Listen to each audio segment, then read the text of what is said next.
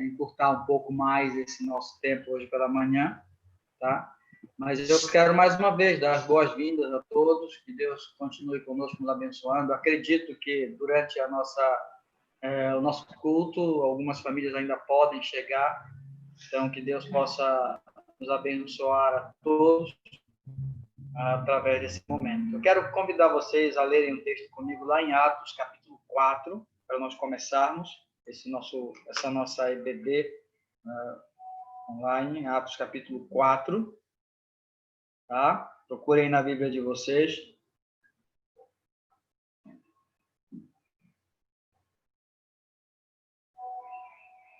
Esse texto que eu vou ler diz respeito a um momento na vida dos apóstolos que eles foram perseguidos e presos, inclusive, e ameaçados, e eu quero me deter um pouco nas palavras de Pedro, a partir do versículo 19.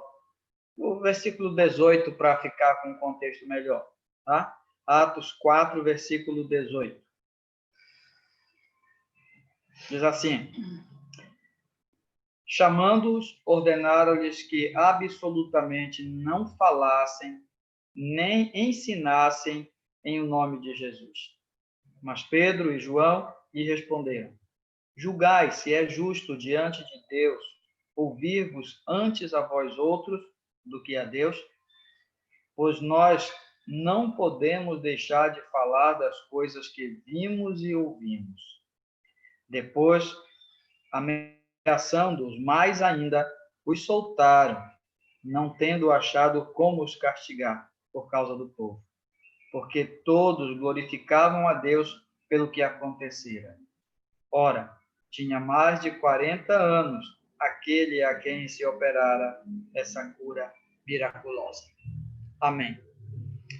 Nós vemos aqui um momento em que Pedro, João, particularmente Pedro, ele está servindo livremente a Deus e fazendo um grande benefício para a população, no caso especificamente esse homem, né, que foi curado, e como consequência disso nós vemos então a perseguição e de várias formas, né, prisão, ameaças, as autoridades tanto religiosas quanto se apoiando nas autoridades civis, tentando impedir que o evangelho do Senhor Jesus Cristo fosse anunciado.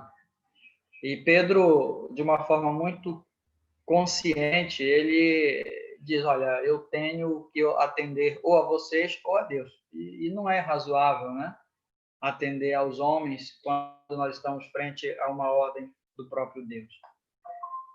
Então, nós vimos aqui, para começar esse nosso culto, que muitas vezes nós estamos frente a uma bifurcação, né?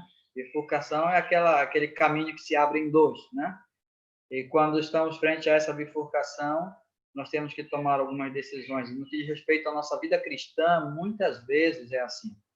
Nós temos que optar entre obedecer a Deus ou seguir o nosso coração, a nossa vontade e a nossa natureza, coisas dessa forma.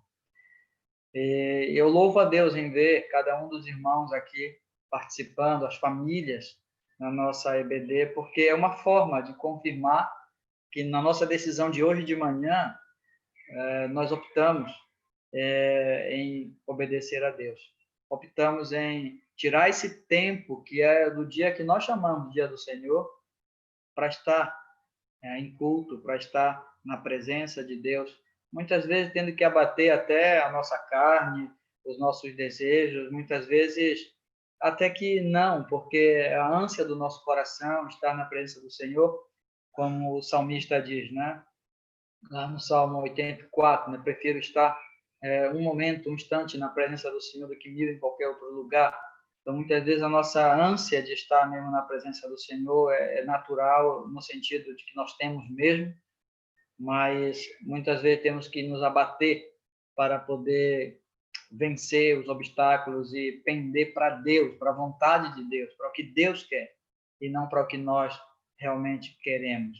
E nós vemos aqui, então, Pedro declarando abertamente: olha, custe o que custar, né? Seja o açoite, a prisão, a própria morte, o que for, eu obedeço a Deus. Eu pendo para Deus. Então, que Deus nos ajude a termos, seja as crianças que estão aqui, os adolescentes, os jovens, cada uma das nossas famílias, que Deus nos ajude a sempre, sempre, sempre nessa balança pender para o lado do Senhor, pender para a nossa vida com Deus, pender para a nossa vida espiritual. Que Deus nos ajude sempre a fazer as decisões voltadas para a nossa necessidade espiritual e para a nossa vida com o Senhor. Vamos orar. Senhor Deus, muito obrigado, Pai, por essa manhã tão bela que o Senhor está nos dando a todos e por poder também nessa manhã estar com os irmãos, mesmo cada um, ó Deus, em suas casas, mas termos esse recurso, ó Deus, e usarmos de uma forma santa, de uma forma justa, para cultuar, para celebrar o Senhor na comunhão do nosso lar, na nossa casa, nessa nossa EBD que o Senhor nos deu para hoje. Naturalmente, Pai, nós queremos lembrar os nossos outros irmãos que não têm o recurso ou da internet ou de um aparelho adequado para acompanhar conosco aqui. E suplicamos a Tua misericórdia, a Tua bênção sobre nossos irmãos, não só para essa manhã, mas até mesmo para esse dia.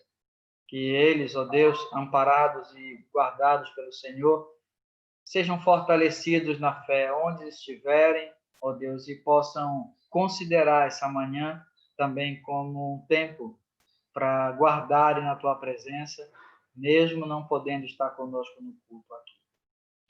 Quero, desde já, meu Pai, agradecer ao Senhor também, porque o Senhor tem sido bondoso para conosco.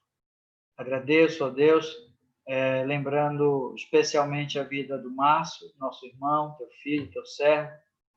Ó Deus, que o Senhor tem preservado no meio dessa pandemia, e ouvir, ó Deus, as boas novas, que ele tem se recuperado, tem melhorado, e confiando no Senhor, Deus, nós esperamos a pronta cura do nosso irmão, segundo a boa mão, utilizando, Pai, os médicos, os medicamentos, os hospitais, o que o Senhor, ó Deus, quiser, porque é a boa mão do Senhor com ele. E assim também, Senhor, com cada um de nós e cada uma das nossas famílias. Fica conosco nesta manhã, nos dirige, nos abençoa, nos dá um bom tempo de comunhão e de parada, Pai, frente à palavra do Senhor, para ouvir a Tua voz, para tentar a Tua voz, para seguir a Tua voz. Em nome de Jesus, Pai. Amém.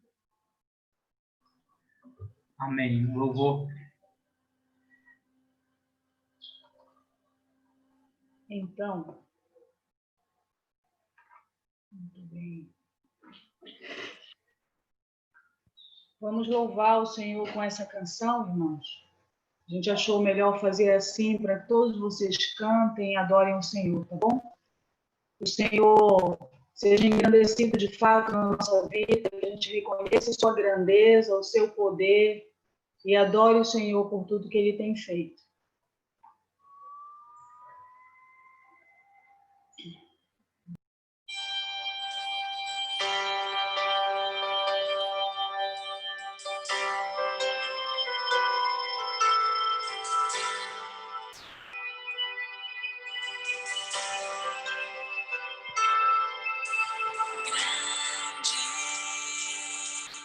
É o Senhor e muito digno de louvor. Na cidade do nosso Deus, seu santo monte. A alegria de toda a terra.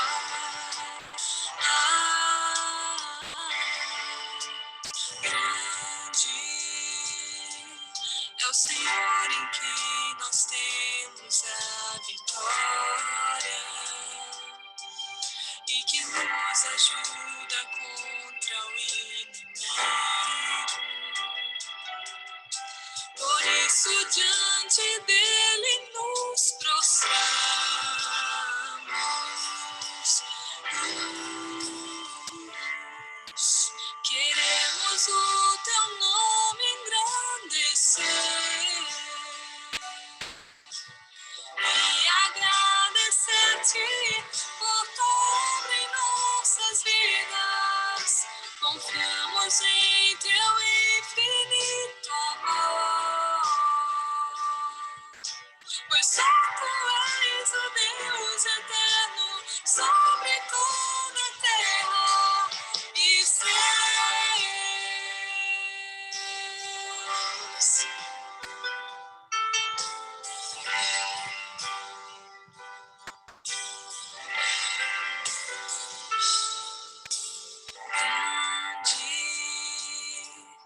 é o Senhor e um digno de louvor. Na cidade do nosso Deus, seu santo monte, a alegria de toda a terra.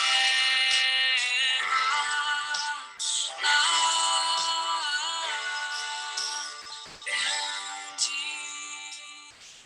é o Senhor em quem nós temos a vitória e que nos ajuda contra o inimigo.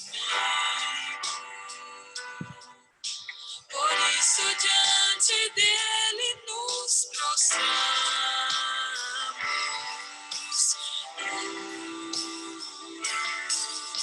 Queremos o teu nome engrandecer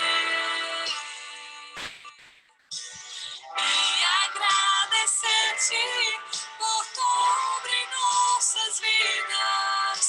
Confiamos em teu infinito amor, pois só tu és o Deus eterno sobre toda a terra e céus.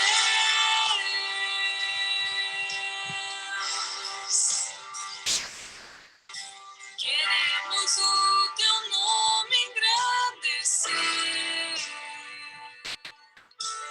e agradecer-te por tua obra em nossas vidas.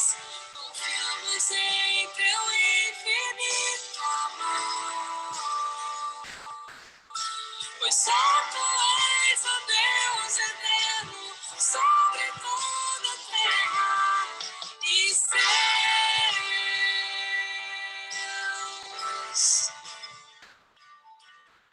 Pois só tu és o Deus eterno sobre toda a terra e céus.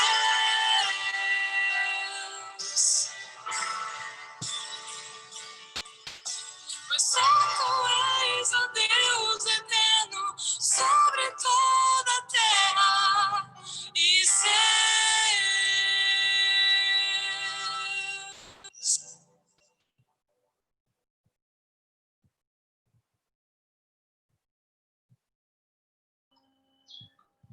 Amém. Pastor? Opa, perdão, pastor. Tira o som de novo aí, por favor.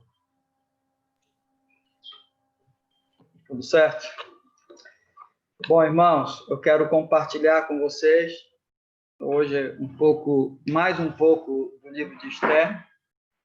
Nós, na quarta-feira, aplicamos 3 princípios sobre esse livro, considerando a vida de Esther. Então, enquanto vocês procuram na Bíblia de vocês aí o livro de Esther, eu vou apenas mencionando, né, algumas coisas, principalmente a partir do capítulo 2, que vai falar sobre a história dessa moça, dessa mulher. E Esther é o nome dela persa, né? Não é o nome judaico, não é o nome hebraico, é o nome persa, que significa estrela. Esse é o significado do nome Esther, estrela. Já Radassa ou Adassa, de acordo com a pronúncia, né? É o nome dela.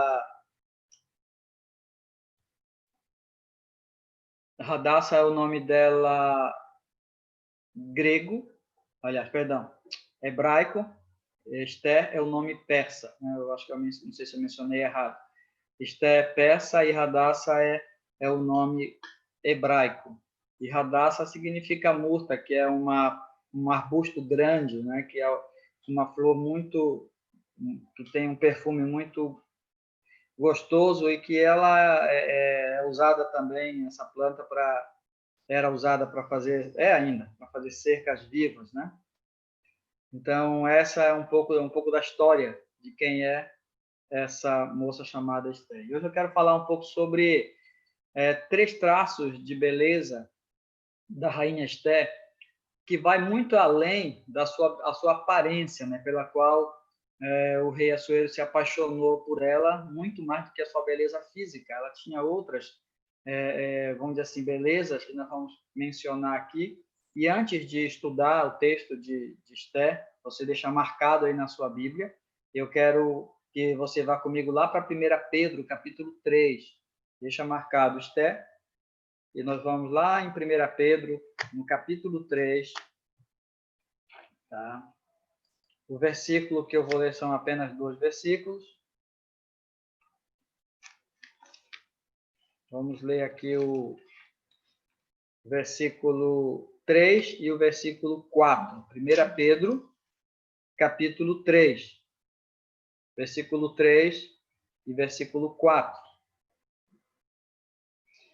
Diz assim na minha versão: não seja o adorno da esposa o que é exterior, como frisado de cabelo, adereço de ouro e aparato de vestuário. Seja, porém, o homem interior, do coração, unido ao incorruptível, trajo de um espírito manso e tranquilo, que é de grande valor diante de Deus. Bem, mencionando apenas esse versículo 4, aqui, seja, porém, o homem interior. Interessante porque o texto começa falando da esposa e depois fala o homem interior. Essa palavra homem interior, na verdade, é o genérico, né? É o antropos, é o homem, a raça humana, o ser humano, né? Então, tanto para homem quanto mulher. Então, nós vemos aí que isso aplica-se muito mais do que só as esposas, né? Mas esse homem interior, unido ao incorruptível, traz de um espírito manso e tranquilo. Esse manso e tranquilo também diz respeito à espiritualidade relacionada à nossa vida com Deus e nossa vida com as pessoas. O manso está muito mais relacionado com a nossa humildade ou a nossa submissão a Deus. Tá? E a outra atitude que é tranquilo, aí já tem muito mais a ver com a nossa longanimidade para com as pessoas. Bem, eu só mencionei aqui porque o que nós vamos falar de Esther, voltando lá para Esther, é muito além daquilo que é a aparência, daquilo que essa moça, de fato, ela era, né? Uma moça bonita, como a própria palavra de Deus, ela declara isso, né? E para a gente apenas se situar, porque talvez alguns que estão agora aqui não estiveram na quarta-feira, eu quero começar lendo o capítulo 1, o primeiro versículo, que fala aí sobre o reino da Pérsia, o grande reino da Pérsia daqueles dias. Versículo 1 diz: nos dias de Assuero, o Assuero que reinou desde a Índia até a Etiópia, né, sobre 127 províncias. Então, aí fala sobre o reino da Pérsia no seu auge, né, no seu melhor momento. E esse reino, então, ele ia da África para a Índia e descia para o Oriente, ali onde hoje nós temos Irã, Iraque, onde tem indo já para a Europa, a Turquia. Então, era um território imenso, né, um domínio muito grande daqueles dias, que veio depois cair nas mãos dos gregos, e assim a história segue. Mas nesses dias era esse o imperador Assuero e esse era o império. E eles estavam, de acordo com o versículo 2, em uma das 3 capitais que ele vivia em cada período do ano, que era Suzã, de acordo com o versículo 2. Tá? E aí nós vemos que nessa história há uma intriga, uma briga entre o rei e a rainha, né? Eles fazem banquetes separados, parece que havia uma certa dificuldade no relacionamento deles, e como incrédulos, eles acabam realmente se separando. Na verdade, o rei, né, depôs a rainha, que era Vasti, do seu trono, e aí fica vago e abre-se, então, um precedente para um concurso de beleza, podemos dizer assim, para que uma outra rainha ascendesse ao trono, e aí que entra, então,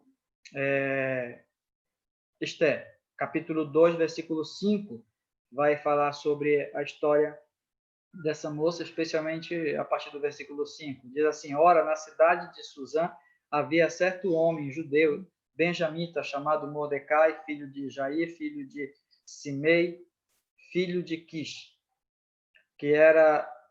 que fora transportado de Jerusalém com os exilados que foram deportados com Jeconias, rei de Judá, a quem Nabucodonosor, rei da Babilônia, havia transportado. ele criara Hadassah, né? Aí aqui é a Murta, né, como eu falei, que é o nome hebraico, o nome judeu, que é Esther. Aí Esther já é o nome persa dela, que significa estrela, né? Filha do seu tio. Então, na verdade, ela era prima, né? Só que Mardoqueu era bem mais velho do que ela e criou como se ela fosse própria filha, né? Ali na sua casa.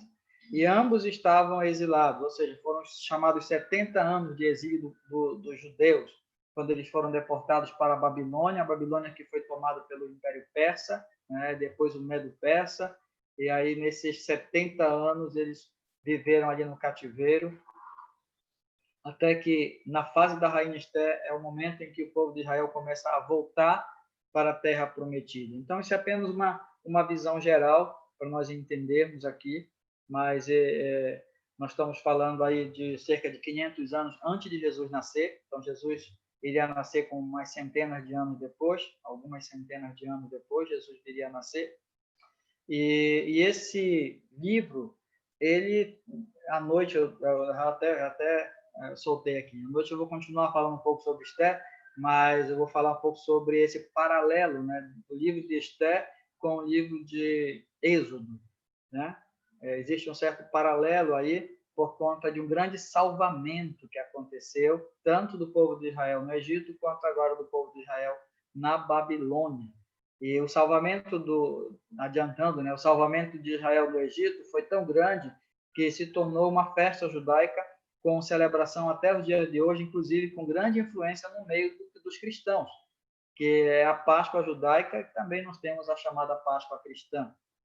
Aí, por outro lado, nós vamos ver aqui que lá na frente vai surgir uma outra festa, mas nós não vamos comentar sobre ela agora por conta desse grande livramento que acontece aqui, tá bom? Vamos observar alguns versículos desse livro para entender somente qual era o perigo. No capítulo 3, versículo 1. Depois destas coisas, o rei Assuero engrandeceu a Amã, filho de Amedata, Agagita, e o exaltou, e lhe pôs o trono acima de todos os príncipes que estavam com ele. Então, esse Amã, parece que ele tomou o lugar de praticamente seu segundo no reino, né? Acima de todos os príncipes e só abaixo do rei. Ele é aqui chamado de Agatita. Como nós estamos em uma EBD, tá? Eu quero chamar a atenção de vocês, voltando no texto aqui, porque estudamos a Bíblia, estamos estudando um pouco, em 1 Samuel, capítulo 15. Observe lá comigo, anote esse nome aí, que esse homem era Agatita, tá? É um nome esquisito, mas importante. E aí, lá em 1 Samuel, capítulo 15, tá? 1 Samuel, capítulo 15. O versículo que nós vamos ver é só o versículo 2, para não fazermos uma leitura extensa, tá?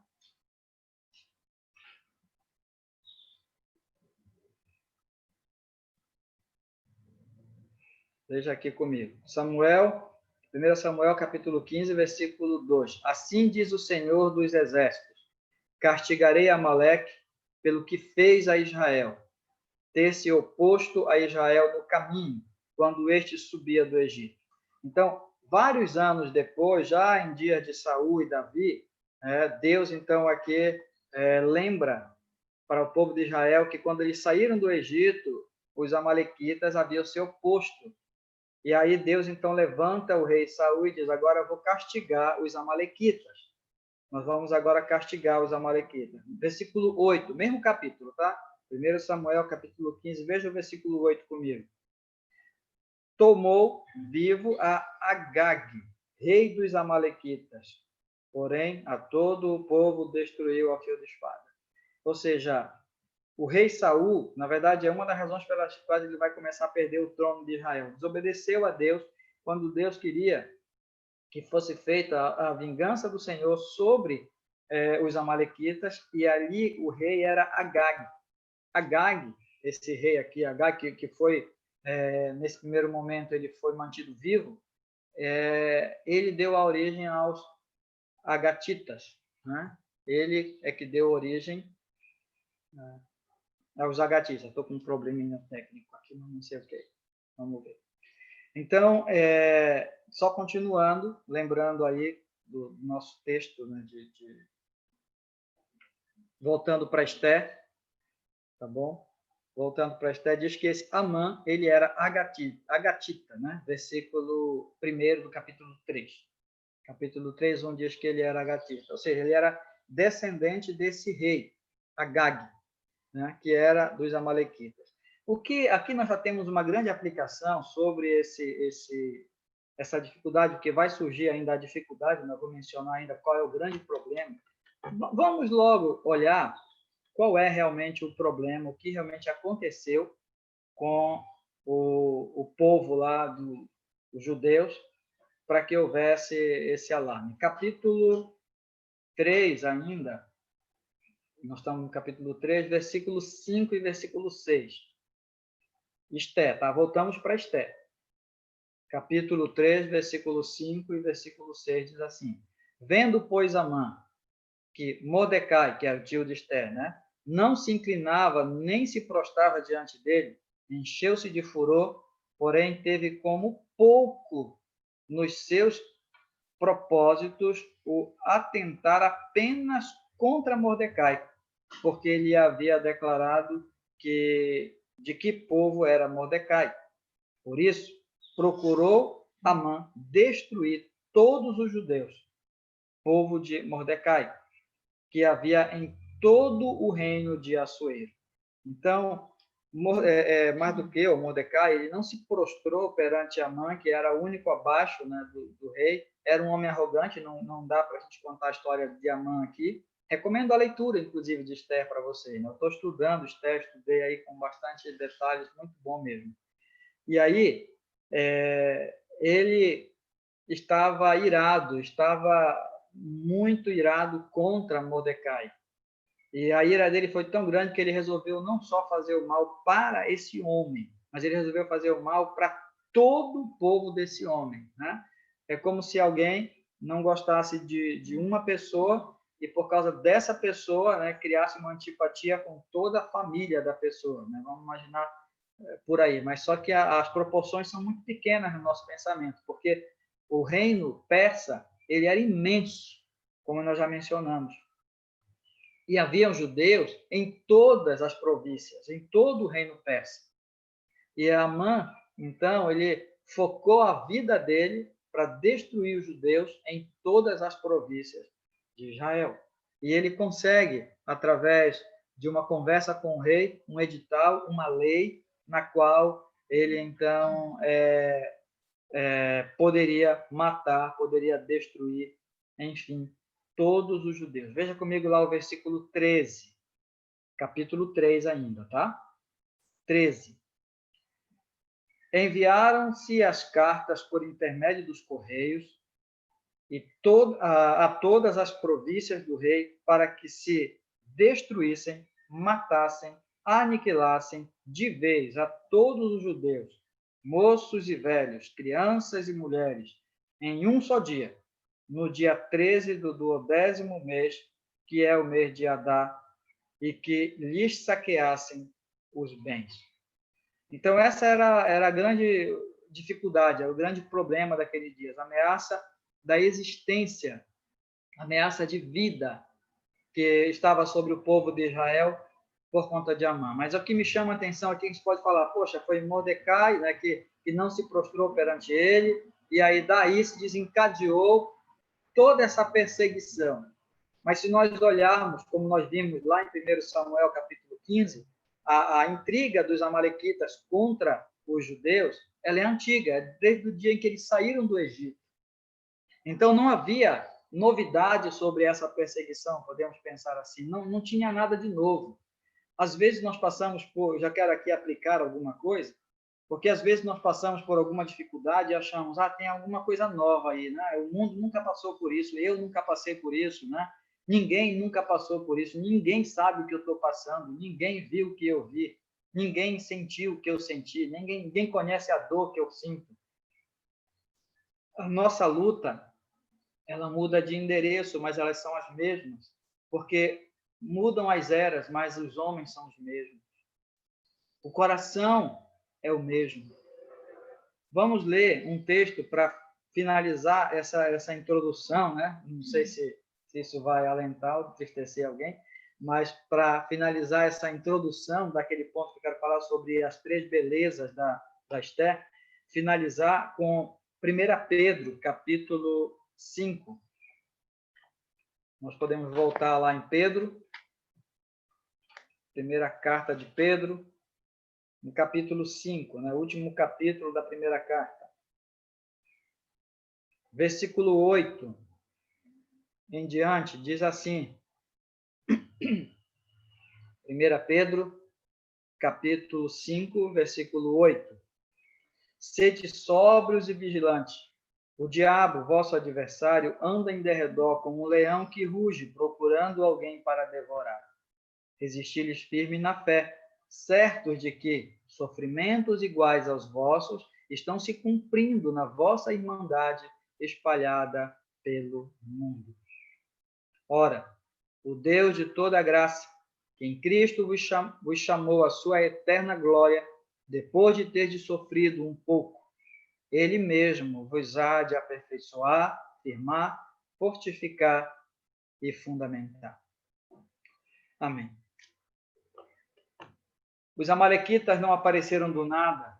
Aquela perseguição que poderia levar a cabo, levar a fim à existência do povo de Israel em todas as províncias, por mais que o império fosse imenso, não era uma ameaça que surgiu do nada e comum. Na verdade, incomum, né? Era algo que os judeus viveram já de muito tempo. E nós devemos, então, observar que talvez eu aqui e você em casa, talvez uma criança, né, tenha lá a sua grande luta, né, tenha lá a sua grande dificuldade, um adolescente, um jovem, um irmão desempregado, uma irmã que está doente, alguma. A gente pode até pensar assim, que coisa estranha, que coisa que eu nunca vi, né? Deus não se surpreende com essas coisas e nós devemos entender que essas lutas, essas provas, elas se repetem ou elas fazem parte da nossa comunidade cristã em volta do mundo todo. E nós temos que resistir firmes, ficar firmes na fé, tá? Ficar firmes na fé. Então, dentro dessa situação que viveu Esther, ela manifesta, além da sua beleza física, ela manifesta, então, três belezas que eu gostaria de fechar compartilhando com vocês. Vou tentar não me alongar nessas três belezas dela frente a essa dificuldade. A primeira beleza que nós vemos é a beleza da... vou me deter no capítulo 4, tá? Nós vamos nos deter no capítulo 4 para encerrar o que eu tenho para compartilhar agora de manhã com vocês, no capítulo 4, a partir do versículo 13, tá bom? Então, nós vamos ver aqui essas três belezas do coração, né, espirituais de Esther. Esther, capítulo 4, versículo 13. Vamos ler o 13 e o 14 somente. Então lhe disse Mordecai que respondessem a Esther: não imagines que, por estar na casa do rei, tu escaparás entre todos os judeus. Porque se de todo te calares, agora, de outra parte se levantará para os judeus socorro e livramento, mas a casa de teu pai perecereis. Mas tu e a casa de teu pai perecereis. E quem sabe se para conjuntura como esta é que foste elevada a rainha. Então, quero me deter nessa primeira parte. Para conjuntura como esta foste elevada a rainha. A primeira beleza que nós vemos é a beleza da vocação. A beleza da vocação, ou seja, ela foi colocada ali não só para ser um adorno, né, no palácio, não só para ser uma bela rainha, mas para ser uma rainha. E aí nós vemos, então, a vocação, porque foi Deus que colocou. E a vocação tem muito a ver com qualificações, com habilidades que Deus dá. Nesse mundo existem muitas tarefas, atividades, profissões, tem até pessoas que vivem fazendo coisas que não são vocações de Deus. Pessoas que se prostituem, pessoas que roubam, pessoas que traficam, pessoas que assassinam. E alguns até têm isso como meio de sustento para a sua vida e se torna a sua profissão. Mas isso não é uma vocação, porque a vocação de Deus, ela pressupõe uma bênção. E Esther estava ali para exercer uma vocação que Deus havia dado para ela, que era justamente a vocação de ela ser a rainha. A vocação de ser a rainha. Lutero, em um dos seus comentários, falando inclusive sobre Esther, ele vai dizer que, nesse aspecto da vocação, Deus não usou somente a rainha lá no palácio, mas ela usou também o tio dela na porta, fora do palácio. Ou seja, as vocações, elas são diversas e Deus pode usar todas, seja aquela que esteja na porta recebendo, ou aquele que está no púlpito servindo, seja aquele que é um administrador, né? ou aquele que está realmente somente nos bastidores ou em alguns aspectos. E aí nós temos que olhar a nossa vocação de uma forma daquilo que Deus tem nos posto. Deus pôs Esther para aquilo. E para que Deus nos pôs? Vamos pensar em vários ambientes, o ambiente familiar, o ambiente do corpo de Cristo, da igreja. Deus, a Bíblia diz que Deus nos deu dons a todos para funcionarmos como um corpo, né? E aí, se um membro de um corpo falha, como fica o corpo? Nós imediatamente corremos para o médico. Imagina se um dos olhos não enxerga direito, né? Nós corremos para o médico. Imagina se, de repente, a gente não consegue falar, perde a voz, corremos para o médico. Porque não é normal, não é bom. E Deus, então, tem nos dado vocações. Lá em 1 Timóteo, capítulo 4, versículo 14, eu não vou ler, vocês podem depois procurar, mas o apóstolo Paulo, falando para Timóteo, ele diz que para ele não menosprezar, né, o dom que ele recebeu pela imposição das mãos, né, para que ele pudesse realmente usar os dons que ele recebeu pela imposição da mão do presbitério. Então, meus irmãos, a beleza da vocação, ela é muito importante, como foi na vida de Esther, ela é na nossa vida. E olhando para nós mesmos, cada um, qual é a nossa vocação? O que temos feito com a nossa vocação para ser uma bênção, para salvação, para livramento? A segunda beleza que eu quero destacar aqui é a beleza da confissão. Primeiro, a beleza da vocação, ela era rainha. Segunda, a beleza da confissão. No capítulo 4, ainda, versículo 16. Veja lá comigo. Vai, junta a todos os judeus que se acham em Suzã e jejuai por mim. Não comais, nem bebais por 3 dias, nem de noite, nem de dia. Eu e as minhas servas também jejuaremos. Depois irei ter com o rei, e ainda que contra a lei. Se perecer, pereci. Essa é a confissão de Esther. Se perecer, pereci. Lendo um comentário de Frank Ferreira sobre este texto de Esther, né, ele vai dizer que é semelhante a todas as confissões dos reformadores, principalmente aqueles que foram martirizados. E até Lutero, que não foi martirizado, né, que não foi perseguido, mas não foi martirizado, ele também foi levado a julgamento e ele praticamente falou, se perecer, pereci. Ele diz, a minha mente, o meu coração está cativo à palavra, Lutero falou. E no final da sua fala toda perante todo um tribunal religioso, mas também com um poder secular, mediante todo aquele tribunal, no final ele diz, que Deus me ajude. Amém. Ou seja, se perecer, pereci. Se perecer, pereci. Que Deus me ajude. Que Deus me ajude. Então, é uma beleza que vai além da aparência física dessa rainha, mas ela tem uma beleza na sua confissão de fé.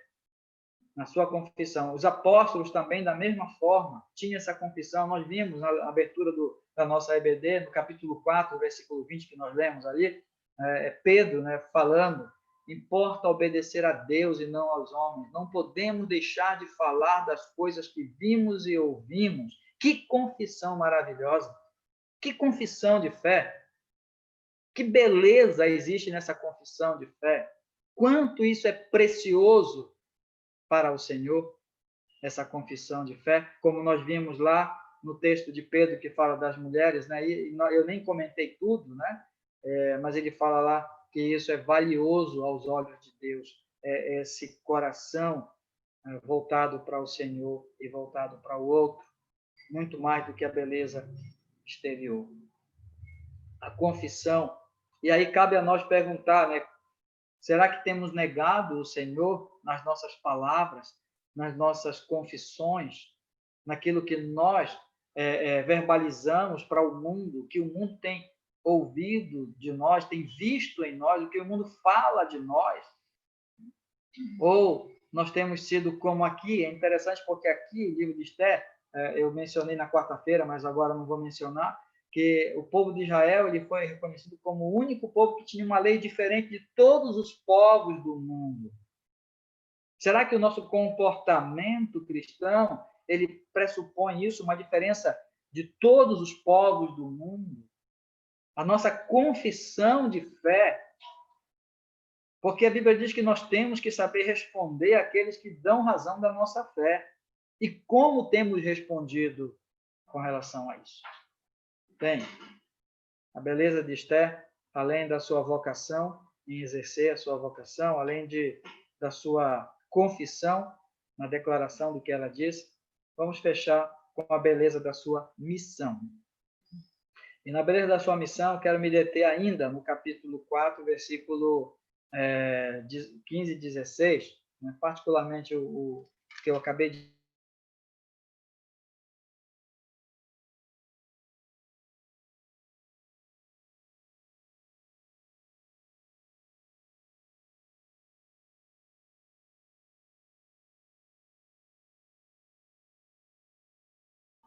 Acho que deu uma travadinha lá com o pastor. Vamos só aguardar um minutinho aí, por favor.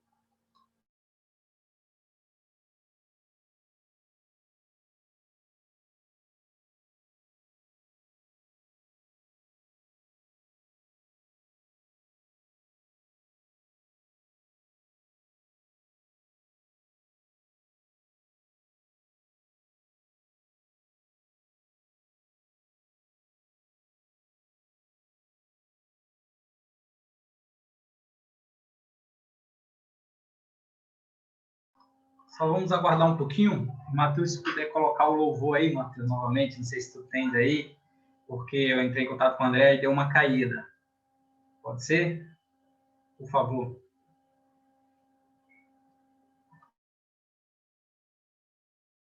Enquanto o nosso pastor volta com o sinal. Assim que ele voltar, aí você pode cortar, Matheus.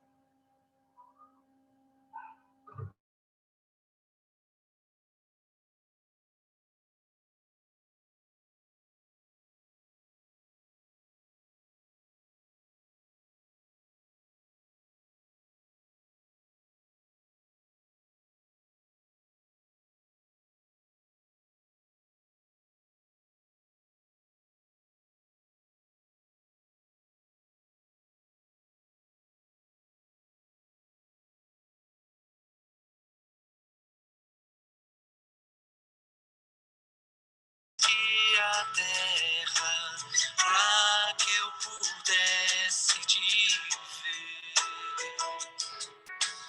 Tua beleza me leva a adorar-te.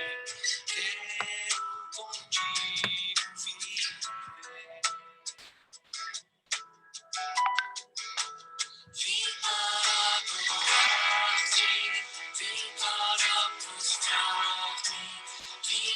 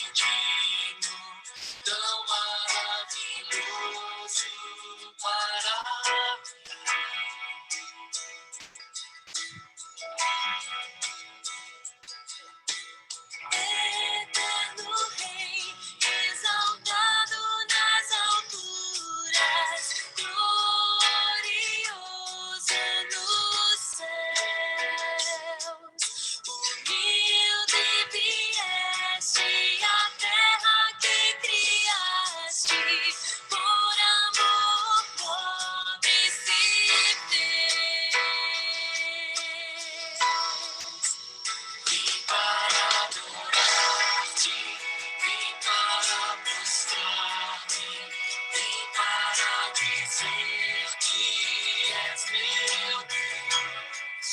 És totalmente amável, totalmente digno, tão maravilhoso para mim. Vim para adorar-te, vim para prostrar-me, vim para dizer que és meu Deus. És totalmente amável, totalmente digno, tão maravilhoso para mim.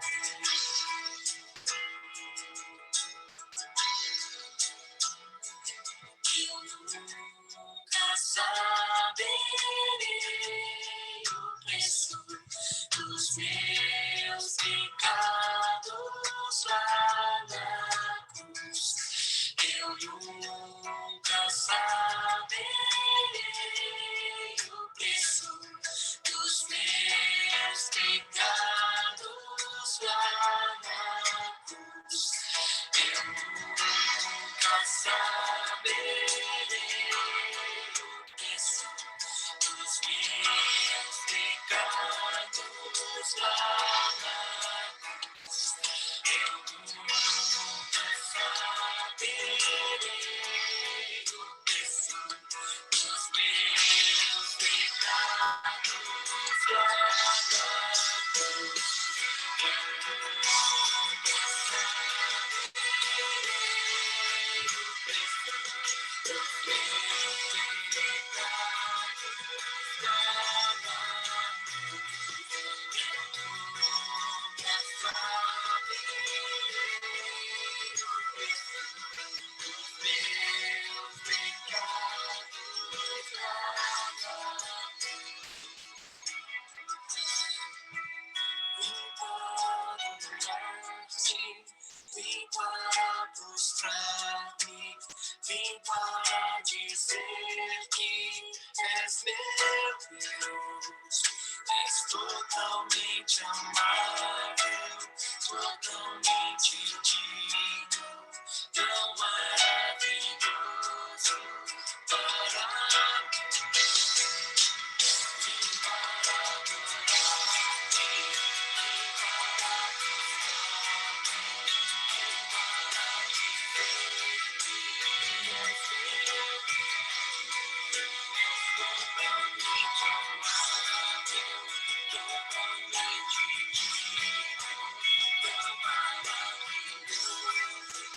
Para adorar-te, vim para prostrar-me, vim para dizer que és meu Deus.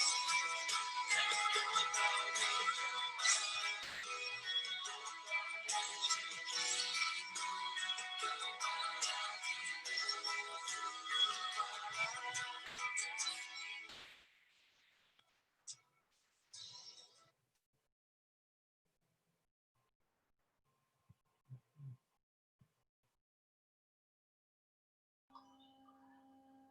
Vamos lá, irmão. O pastor está tendo dificuldade, mas eu creio que ele vai conseguir entrar agora. Mateus, se tiver outro louvor, Mateus, pode colocar, por favor. Estou em contato com eles aqui.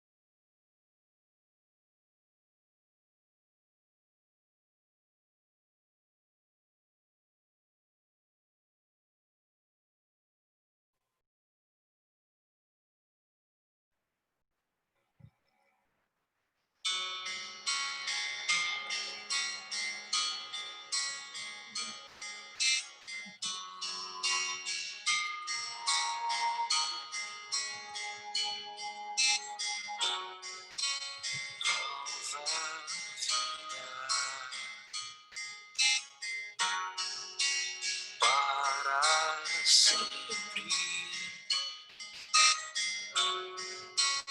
uma família,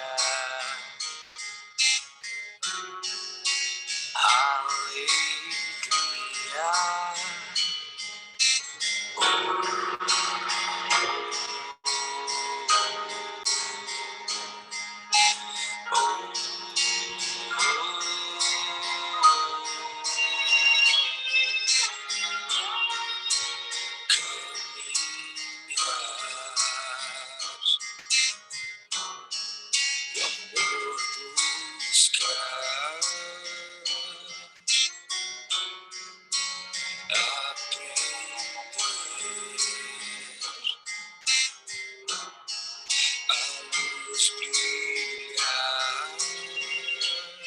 Saber que a gente pode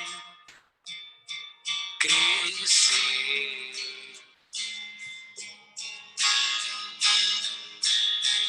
viver, chorar, dançar e se alegrar.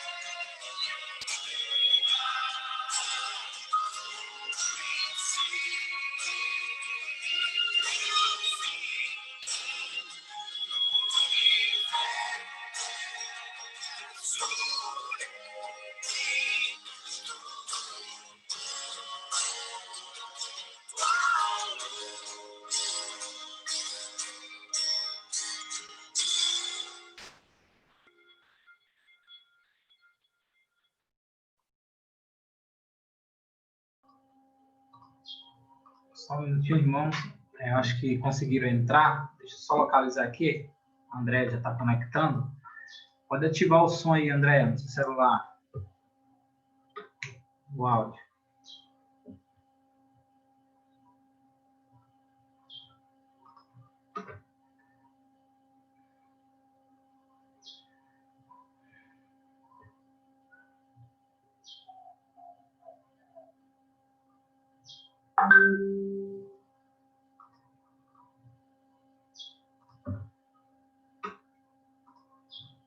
Só um minutinho, eles continuam com problemas.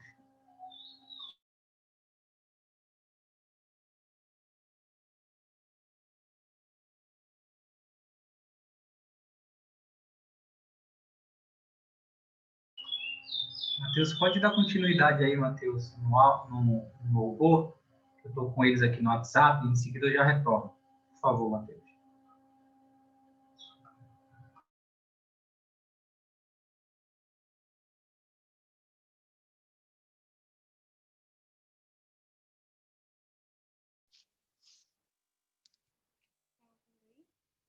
Está me ouvindo? Agora sim, pastor.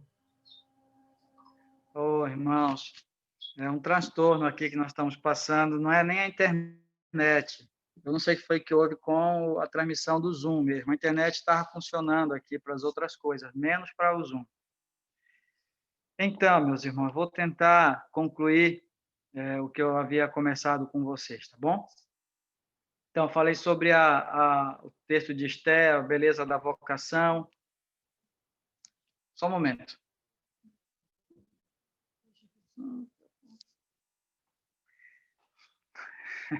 Perdão, irmãos, é que a gente está se organizando aqui em casa, e está todo mundo ajudando, a Andréia, a Karina, a Cássia, um quer ajudar o outro, e aí a gente está tentando se organizar aqui.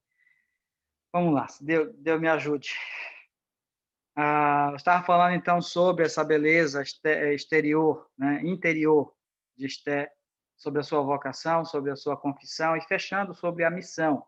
No capítulo 4, o versículo que eu me detive foi o versículo 16, que ela pediu para juntar os judeus, ela mesma ia juntar as suas servas, né, e junto elas iriam estar orando para a missão que ela tinha que cumprir. Isso me fez lembrar do texto lá de Atos, quando a igreja envia, capítulo 13, quando a igreja envia Paulo e Barnabé, a igreja se reuniu, a igreja orou para que ela cumprisse, para que Paulo e Barnabé cumprissem a sua missão. E a missão de Esther também, ela era uma missão difícil, uma missão árdua, ela poderia até morrer por conta do cumprimento dessa missão que ela teria que fazer. E nós vemos aí a importância de nunca fazer uma missão sozinho. Na verdade, a missão bíblica, a missão de Deus, o Senhor nunca enviou alguém a fazer tudo sozinho. O quanto no cumprimento da missão, Esther, embora fosse a rainha, né, embora ela tivesse uma vocação muito especial, mas ela não poderia cumprir com a sua missão sozinha. Ela precisava tanto das suas servas em casa, quanto daqueles que estavam fora. E a beleza da missão também está nisso, de nós sermos enviados, de nós enviarmos, de nós irmos juntos pela oração, pela contribuição, né, pelo serviço mesmo de cumprir a missão externamente. E além dessa beleza na missão, no sentido de não estar sozinha, mas ela ser enviada, no capítulo 5, versículo 1, diz assim: ao terceiro dia, Esther se aprontou com os seus trajes reais e se pôs no pátio interior da casa do rei, defronte da residência do rei. O rei estava sentado no seu trono real, fronteiro à porta da residência. Ou seja, além do fato de ela ter sido enviada, não estar sozinha nessa missão, embora rainha, ela também montou uma estratégia, ela também teve que vestir roupas adequadas, né? Ela vestiu a roupa especial dela, a melhor roupa que ela tinha para poder cumprir aquela missão, até lançando mão, vamos dizer assim, da sua vocação. Ela não abriu mão da vocação de rainha para cumprir a sua missão. Ela veste as roupas de rainha, ou seja, ela lança mão da sua vocação para que ela possa cumprir a missão que ela tinha que cumprir ali. Então, isso é fascinante ver essa beleza da missão. Deus nos dá vocações, Deus nos dá dons para que nós cumpramos com a nossa missão. E não devemos abrir mão, de forma nenhuma, da vocação que Deus nos deu no cumprimento dessa missão. E ela cria, então, ali uma estratégia. No capítulo 5 ainda, o versículo 4, quando o rei, então, dá atenção para Esther, e a Esther fala assim no versículo 4, respondeu Esther, se bem te parecer, venha o rei e Amã hoje ao banquete que eu prepararei ao rei. Então, além de lançar mão da sua veste, de estar realmente com uma estratégia, ela se contextualizou. Ou seja, o que é isso? Né? Para quem estuda um pouco da antropologia missionária e tudo mais, vai entender com uma certa clareza. Mas o que é contextualizar? Ela entrou na presença do rei, ela falou na linguagem do rei. Né? É como missionários que vão para o povo indígena, tem que falar na língua do índio para poder transmitir o evangelho. Ou vai para o ribeirinho, tem que se vestir como ribeirinho para poder alcançar. Então, existe uma certa contextualização, porque o rei era dado aos banquetes. Se você for ler o livro de Esther todo, você vai ver vários banquetes reais. Então, o que Esther faz? Lança mão de um contexto para que o rei pudesse dar atenção total. De rei, eu quero convidar você para um banquete. O rei entendeu a linguagem, o rei sabia o que significava isso. Então, não ficou uma mensagem obscura. Tem certas pessoas que, quando querem cumprir a sua missão, até mesmo de pregar o evangelho, falam para incrédulos palavras que o incrédulo nunca vai entender. Ou ele faz de conta que entende, né? E começa a viver uma pseudo-vida cristã, uma vida cristã que está na cabeça dele, mas nunca vai estar no coração. Por isso que há um estudo que diz que existem conversões que são convencimentos, né? Que é convencimento e não conversão. Pessoas que aceitam Jesus não pela fé, mas somente porque querem alguma coisa ou, na verdade, não entenderam bem o evangelho. Isto contextualiza, chama o rei para o banquete e aí, então, ela lança a semente daquilo que realmente ela queria cumprir como a sua missão. O capítulo 7, versículo 3, veja lá comigo. Então, respondeu a rainha Esther e disse, se perante ti, ó rei, achei favor, e se bem parece ao rei, desse-me por minha petição a minha vida e pelo meu desejo a vida do meu povo. Eu não vou ler o restante dos textos, mas deveria ir até o versículo 6 para ter uma compreensão melhor do que acontece aqui. Então, no banquete, a rainha Esther fala para o rei o que ela queria. Rei, eu estou aqui fazendo esse banquete pedindo pela minha vida e pela vida do meu povo. Ou seja, Esther, ela alcança o coração do rei, porque ela sabia que o rei tinha por ela afeição, por ela cuidado, tinha por ela o compromisso de um esposo. E ali Esther, então, alcança o coração do rei. O coração diz, olha, rei, eu estou aqui por causa da minha vida e por causa da vida do meu povo.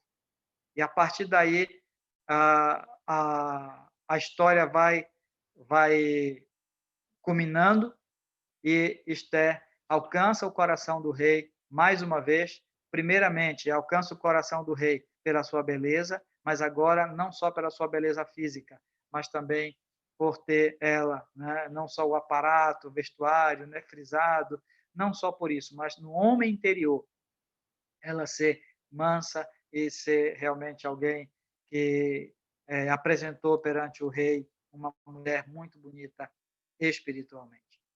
E essas qualidades de Esther, a beleza dela na sua vocação, a beleza dela na sua confissão e a beleza dela em cumprir a sua missão, alcançando o coração no cumprimento da missão, é o que fica de lição para todos nós hoje. Tá? Para todos nós hoje. Nós passamos por lutas, por problemas.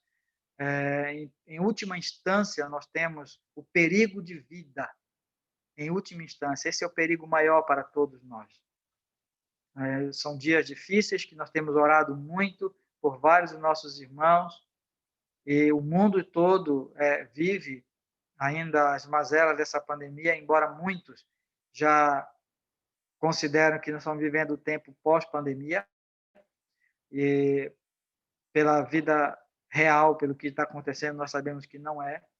Mas no meio de tudo isso, nós como povo de Deus, igreja do Senhor, criança, adolescente, jovem, cada família, cada homem, cada mulher, todos nós devemos manifestar no meio dessas mazelas, no meio dessas lutas que todos vivem no mundo inteiro, qualidades não só físicas, mas espirituais, de observar a vocação que Deus nos deu para serviço, de observar a confissão que nós temos proferido e de cumprir a nossa missão contextualizando, perdão, e alcançando o coração, o lugar mais difícil para se alcançar de alguém, mas é lá que nós temos que alcançar, o coração das pessoas. Então, que Deus nos abençoe com essa palavra. Aqui nós vamos encerrar a nossa EBD, depois de todo esse transtorno aí do tempo, né, da dificuldade com a transmissão, e pedindo que Deus nos abençoe para o nosso tempo à noite, a partir das 18 horas.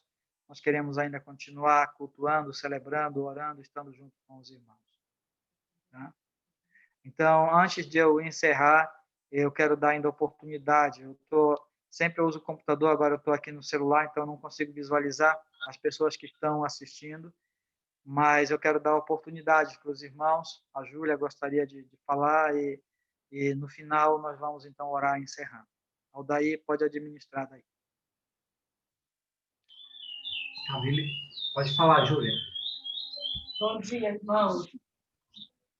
Bom dia, Júlia. Quero agradecer a vida de cada um de vocês, de cada família, né, que tem ligado para mim, que tem se preocupado, e também aqueles que não ligam, mas eu sei que estão orando desde quarta-feira, né, eu sei que já ficaram sabendo durante o culto, né, culto da família, e nós estávamos lá na emergência com o Márcio. E eu penso que na cabeça do Márcio, se um dia ele viesse sofrer, né, viesse ser infectado pela Covid, ele ia ser tratado aqui em casa. Então eu vi eu fiz essa leitura, né, porque ele não queria nenhum momento, irmãos, ser internado e principalmente ir para a UTI. E isso gerou uma preocupação dos médicos na hora e também o desconforto muito grande para ele. Mas eu louvo a Deus que Deus ele foi, por meio da oração de vocês e também usando a experiência de cada colega dele lá e médicos, foram deixando e fazer com que o Márcio entendesse que ele deveria, sim, se dobrar e aceitar a real situação. Houve um comprometimento muito grande, né, do pulmão do Márcio, ainda associado com uma bactéria que com certeza ele adquiriu cuidando de outras pessoas. E na quinta-feira, 8 horas, ele subiu para a UTI, muito, muito mesmo cansado. muito diferente. Para mim, foi muito difícil sair dali, deixando meu marido daquele jeito.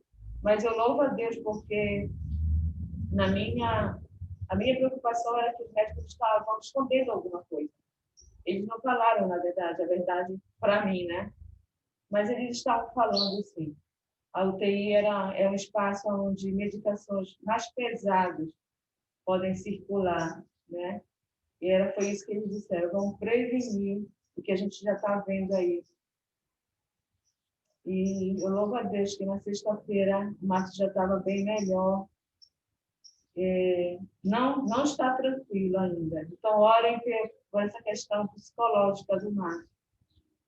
E eu sei que porque ele sabe de alguns, ele cuidou, né, de pessoas que infelizmente tiveram um fim positivo, foi complicado tirar a pessoa da crise. E aí eu penso que isso ele lembra aí de toda essa situação, vou chegar então naquele ponto de tal paciente, eu não posso conversar muito assim com ele porque ele se cansa muito. Mas eu sei que Deus vai dar oportunidade para eu tirar essas dúvidas, mas é isso que eu acabo pensando. Então, oro para que Deus tranquilize a mente do Márcio, que ele encha a mente dele de coisas que vêm de Deus, para que, associado ao tratamento, o espírito dele esteja tranquilo e ajude. É muito importante isso. A gente ouve na televisão, ouve pessoas falando a questão do emocional para essa doença, de fato, há uma necessidade muito grande de estar bem tranquilo, confiante no Senhor, seguro no Senhor. E se tem situações que o Márcio precisa consertar, aí piora mais ainda, né? Porque ele pensa que não vai ter oportunidade e não pode falar. Então, que o Senhor continue com o meu marido. Obrigada pelas orações, obrigada pelo carinho e a força. Eu estou vendo que vem de Deus. Saindo quinta-feira do hospital, eu já ficava imaginando eu aqui em casa, lembrando do Márcio, sozinha, e ao mesmo tempo começava a pedir para Deus que ele tirasse um pouco da tristeza e preocupação. O Mano ligou, o Mano Márcio, para vir para cá comigo, e eu falei que não, né, porque ele tem crianças também, e o Mano é algo bem complicado para ele. Vim lá de Murilinho, já estava tarde, eu nem imaginava que Deus já estava colocando no coração da Iora e da Iara o carinho de cuidar de mim. Louvo a Deus por isso. E aí, elas estão desde quarta comigo. Eu também fiz de novo o exame, deu negativo, eu louvo a Deus por isso. Posso ficar com o Márcio quando ele sair, eu creio que ele vai sair para ser UTI, porque eu já testei positivo, então há necessidade de ter uma pessoa ao lado do Márcio que já testou positivo. Então eu vi, Senhor, obrigada, porque lá na frente tu já me fizeste entender isso e agora eu vou precisar apresentar o documento. Então, vejo o cuidado de Deus nos detalhes. É muito bom ver Deus tirando dentro de mim muita dúvida e tristeza e me enchendo da alegria dele. É algo assim maravilhoso, irmãos. E também o alerta que fica. É pesado demais, é triste demais a crise que a doença provoca. Então, vamos ter cuidado, vamos ter cuidado. O Márcio não conseguia colocar a cândula assim. Ele usou o banheiro, orientado pela amiga, ela falou, Márcio, evita levantar. Mas aí ele precisou usar o banheiro, né? E foi para o banheiro. Na volta, foi muito, muito, muito triste, muito feio.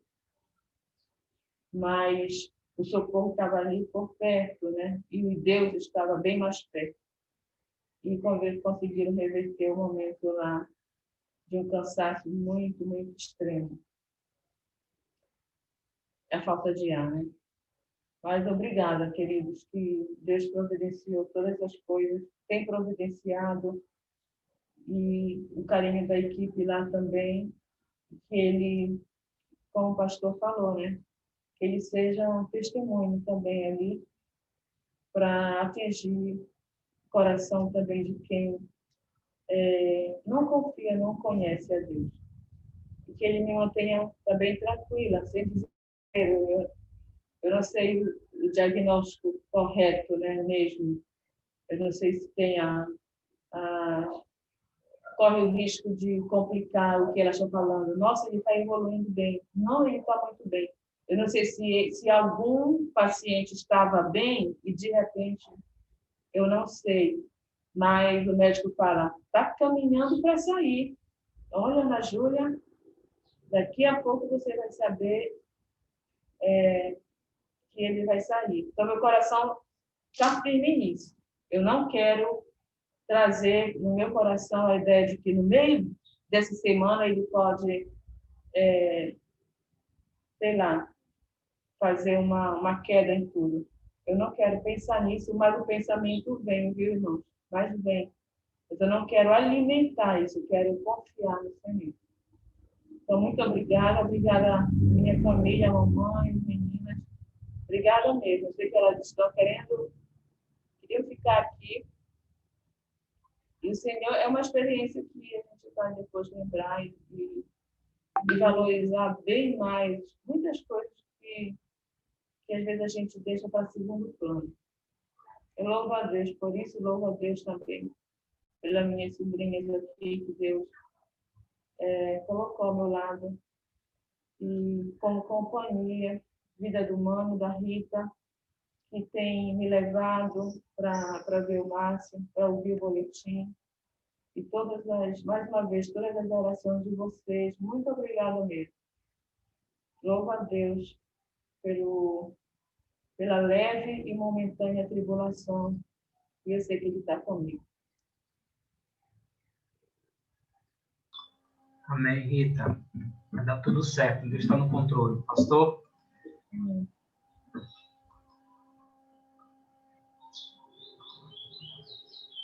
Ok, irmãos, creio que todos estão nos ouvindo. Então, nós vamos só encerrar com uma oração, viu? E, Júlia, fica firme, graças a Deus pela vida da Ioli e Ara que estão contigo aí. Nós não conseguimos imaginar o teu momento, mas tu sabe que pode contar conosco, contar com a igreja. Vamos orar.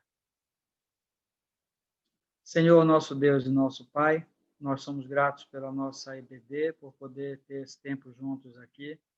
Muito obrigado, Senhor. Agradecemos também porque nesta semana o Senhor abençoou vários dos nossos irmãos, renovando mais um ano de vida a eles. E a nossa súplica é que esse novo ano, na vida de cada um, o Senhor continue guardando e guiando cada um desses nossos irmãos dentro das circunstâncias em que eles vivem, Pai, segundo a boa mão do Senhor. Também, Pai querido, de uma forma muito especial, nós queremos apresentar mais uma vez ao Senhor. Na verdade, nós perseveramos na oração em favor do Márcio. E nessa perseverança apresentamos mais uma vez ele ao Senhor pela fé, pedindo que o Senhor esteja ali com ele, o Senhor olhe para ele, o Senhor coloque tua mão sobre ele. Como o Senhor tem guardado, como o Senhor tem suprido. E esses dias, ó Deus, que nós temos entendido que são dias muito importantes nessa recuperação dele, que o Senhor, ó Deus, então, fortaleça mais e mais o organismo do Márcio. Que o Senhor, ó Deus, abençoe ele com a sua saúde plena. Que a cada minuto, a cada hora, Senhor, ele venha ser fortalecido e ficar bem. Atenta, Senhor, e atende ao desejo do coração, ó Deus, da Júlia, de ter o esposo em casa, de ter, ó Deus, a oportunidade de logo ele estar ali e ela cuidando dele, segundo a boa mão do Senhor. Abençoa, assim, Pai querido, que o Senhor conduza tudo, ó Deus, e que o Senhor atente às nossas orações, pelo teu amor, pela tua graça, pela tua misericórdia e pelo teu imenso poder, que nós reconhecemos que ele está nos céus e na terra. Louvado seja o nome do Senhor. Abençoa esse nosso restante de manhã, o nosso almoço, dando o suficiente, Pai, suprindo o suficiente para cada um, as crianças, adolescentes, jovens, cada família, Senhor, tenha o pão, tenha o suficiente para o alimento digno. E à tarde continua conosco. E à noite motiva o nosso coração para estarmos celebrando ao Senhor. E supre tudo o que nós precisamos segundo a tua graça. Oramos agradecidos, Pai, em nome do Senhor Jesus. Amém. Amém.